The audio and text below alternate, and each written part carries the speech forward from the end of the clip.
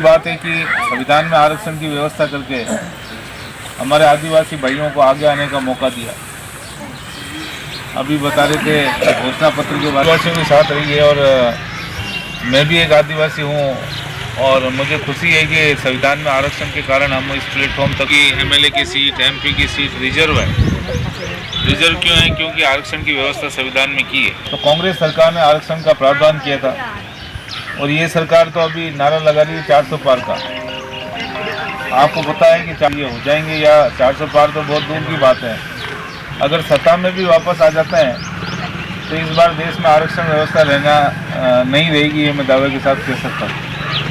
क्योंकि ये लोग तो कहते हैं कि 400 पार आ जाएंगे, हम संविधान में कोई भी संशोधन कर सकते हैं, और संविधान में संशोधन की बारी यही कि सबसे पहले हमारे आरक्षण को ख़त्म करेंगे। हम तो खुद बहुत ज़्यादा चिंतित हैं कि इन लोगों की विचारधारा के लिए हमें आपको पता है कि आज हमको सम्मान मिला है, बराबरी का मौका मिला है, तो आरक्षण के कारण ही हमको मिला है। हमारे जो बच्चे हैं पढ़ रहे हैं, मेहनत कर रहे हैं, रोजी रोटी का बहुत ज़्यादा जरिया हमारे पास नहीं है। हमने कोई धंधे पानी में ज़्यादा हम शुरू से हमारी रुचि नहीं रही है।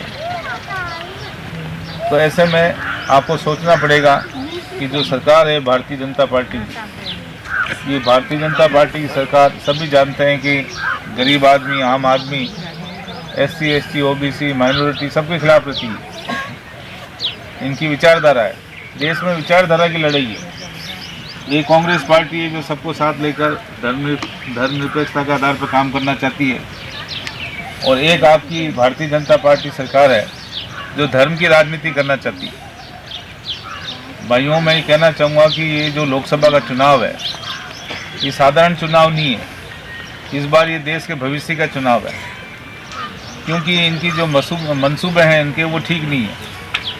अगर फिर से ये सत्ता में आए तो देश में आगे चुनाव नहीं होंगे, इस बात की बहुत ज़्यादा आशंका जताई जा रही है कि चाइना की तरह, चीन की तरह ये लोग व्यवस्था कराने जा रहे हैं। एक हमारे प्रधानमंत्री राजीव गांधी जी थे जिन्होंने पंचायती राज संस्थाओं में आरक्षण की व्यवस्था की थी, महिला आरक्षण की व्यवस्था की थी, और नौकरियों में महिला आरक्षण की व्यवस्था की थी। अनुसूचित जनजाति के लिए वनाधिकार के पट्टे 1 वर्ष में देने की बात कही है। आपके यहाँ में जब क्षेत्र में अच्छा काम हुआ है, बल्कि राजस्थान में उदयपुर जिला सबसे बड़ी पंचायत, संसद में पहुँचता हूँ तो आपकी आवाज़ को बुलंद करूँगा और क्षेत्र में विकास के कामों में कोई कमी नहीं छोड़ूंगा। मैं उम्मीद करता हूँ कि जैसे परमार साहब को आपने भारी बहुमत से जिताया है, उससे भी अधिक मतों से आप कांग्रेस पार्टी को जिताएं, क्योंकि भारतीय जनता पार्टी के सांसद हैं ये रावत साहब। मैं तो खैर नाम पहले नहीं सुना था, मन्नालाल जी रावत साहब, इससे पहले अर्जुन लाल जी मीणा साहब थे। उनके भी दर्शन बहुत मुश्किल होते थे, उन्होंने कभी क्षेत्र के विकास की बात नहीं की। उनकी बात करती है तो विकास के आधार पर काम करती है। कांग्रेस को साथ